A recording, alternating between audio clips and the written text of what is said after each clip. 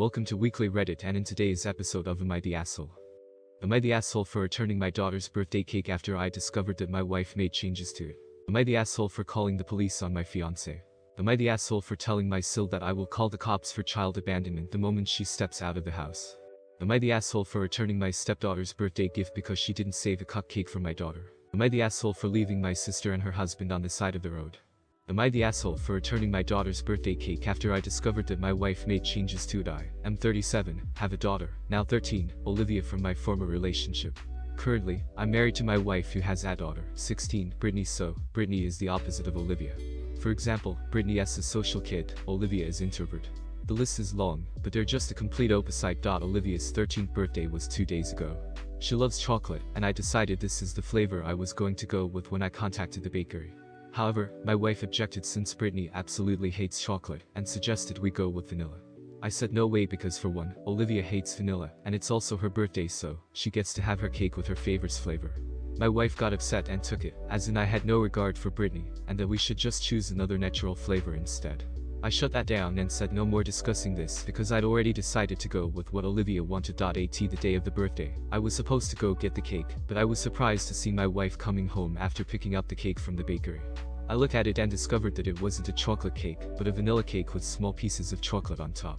I got pissed thinking they got my order wrong and was about to contact them, but my wife said there was no mistake and that she called the bakery the day before and made slight changes to the cake to please both girls.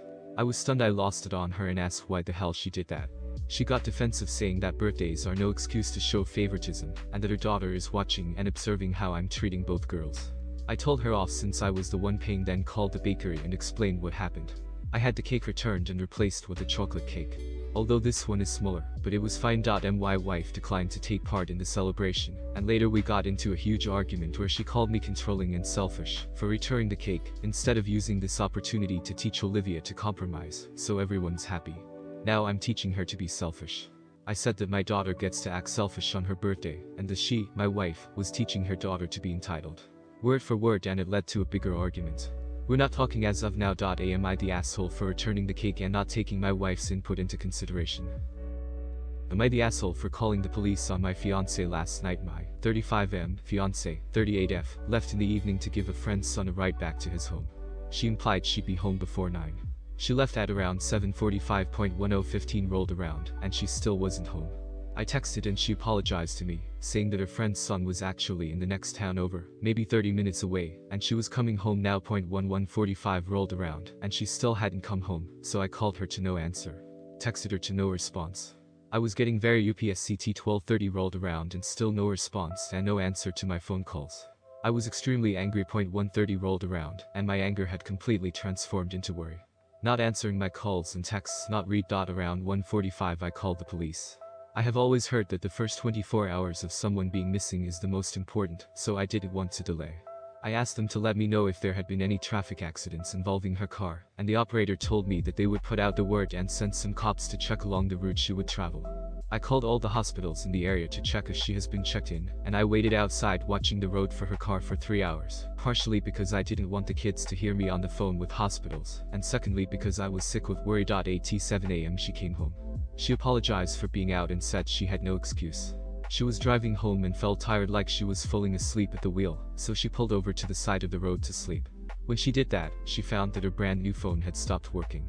She says she napped anyway because it was the responsible thing to do, and then came home at 7 a.m. to bring the kids to school and get to work on time. I immediately called the police and told them that she had come home safely, and gave them the case number and told them to stop searching, which they did. My wife Jance brought the kids to school and left for work. I set out to start cleaning. Cleaning distresses me sometimes, and I got a call from a policeman asking where she worked. I told him and asked why, and I was informed that it was their policy to check on the person's wellness after a missing person is found. I asked them to not go by her work, but to give her a call instead. He said he couldn't promise. My fiance is relatively new to her job. A police officer showed up and asked to speak with her. She is now enraged at me for calling the police and sending a cop to her work and making her look bad. She is saying I overreacted and that she wasn't missing, and that I was punishing her for doing the responsible thing and not driving while drowsy. She is saying that she is never going to leave the house again except for work, because she is afraid I'm going to call the cops on her again. So did I overreact? Should I have waited 2 days like she suggests? Am I the asshole for telling my Sil that I will call the cops for child abandonment the moment she steps out of the house? ME25M, my brother JACK27M, and his wife JILL25F. It all started when Jack and Jill got pregnant. Their lease almost ended and my parents invited them to stay at our house. The day they came, Jack asked me why I haven't moved out of my room yet. I was confused, like WTF, and he told me that he and Jill will be at my room and I go to guest room. I refused, but my parents got mad. We got into a fight. I lost and ended in much smaller guest room. Then Jill had a problem with my cooking. I eat scrambled eggs with mozzarella and avocado every day for breakfast, and she couldn't stand the smell. She asked me to stop. I refused. My parents got involved. I had to stop. There were problems with other food too, and I had to stop cooking them. I was told I must be more accommodating cause she pregnant. Like that is my problem. Then Jill started to boss me around. We were alone for 8 hours while my parents and Jack worked. She obviously thought I will be her personal maid. I refused. She threw a temper tantrum, like always, and I again had big fight with Jack and my parents. I was told that she had a high-risk pregnancy and was on bed rest, and I'm an asshole for not helping her. I told Jack that he knocked her up, it's his responsibility. I stood my ground and in the end Jill's cousin came to help her sometimes. Then Jill gave birth to my nephew. I congratulated them when they came home, and that is it. I don't like babies, so I mostly keep for myself now. But that doesn't stop Jill to ask for favors. Please watch the baby while I take quick shower, please watch it while I make myself some food, etc. I always refuse and we all have new fights over and over again. It all came to head last Friday when she asked me to watch my nephew while she goes to pharmacy for baby formula. I refused. She got mad and we had a fight. She grabbed her purse to go anyway, and I told her that the moment she walks out that door, I will call the police for child abandonment. I was serious and she knew it. She broke down and screamed what a horrible human being I am, then she ran to her room. She had complete mental breakdown. When Jack and my parents came home we had the biggest fight yet. Jack accused me of hating Jill and my nephew, upon other things. I told him I refused to bond because they will weaponize him against me. My parents told me enough is enough. That they can't believe they raised such a selfish human being. And that either I help or I move out. I'm thinking of second option. Am I the asshole at it? I work from home and pay 50% of all household expenses, including mortgage. Jack and Jill don't contribute anything for expenses. Am I the asshole for returning my stepdaughter's birthday gift because she didn't save a cupcake for my daughter? I'm at 33 engaged to my fiance. I'm 36. I have a 4-year-old daughter, and he has a 16-year-old daughter. She comes from a conservative family, so we won't move in together till after marriage. So far we're on good terms as a blended family. But I noticed that my stepdaughter acts kind of distant towards my daughter. Every time I try to talk to my fiance about it, he tell me to give the kids a chance to bond and warm up to each other. My stepdaughter's 16th birthday took place on Sunday. Since she's into baking, she decided to bake cupcakes instead of having an actual birthday cake. My daughter and I went over to my fiance's house to attend the party, and I brought my stepdaughter a gift which was an iPhone. We sat down as she started serving everyone cupcakes. Then when it was my daughter's turn, she bluntly said she was sorry, but she didn't save any for my daughter. I felt confused. I asked if she made enough cupcakes and whether there were guests that came uninvited. She said no, and that she just didn't make one for my daughter. I asked why. She refused to say. I was so mad and felt hurt on my daughter's behalf. I got up and told my fiance that I wanted to leave. My fiance tried to stop me and offered his cupcake to my daughter, but I refused to take it.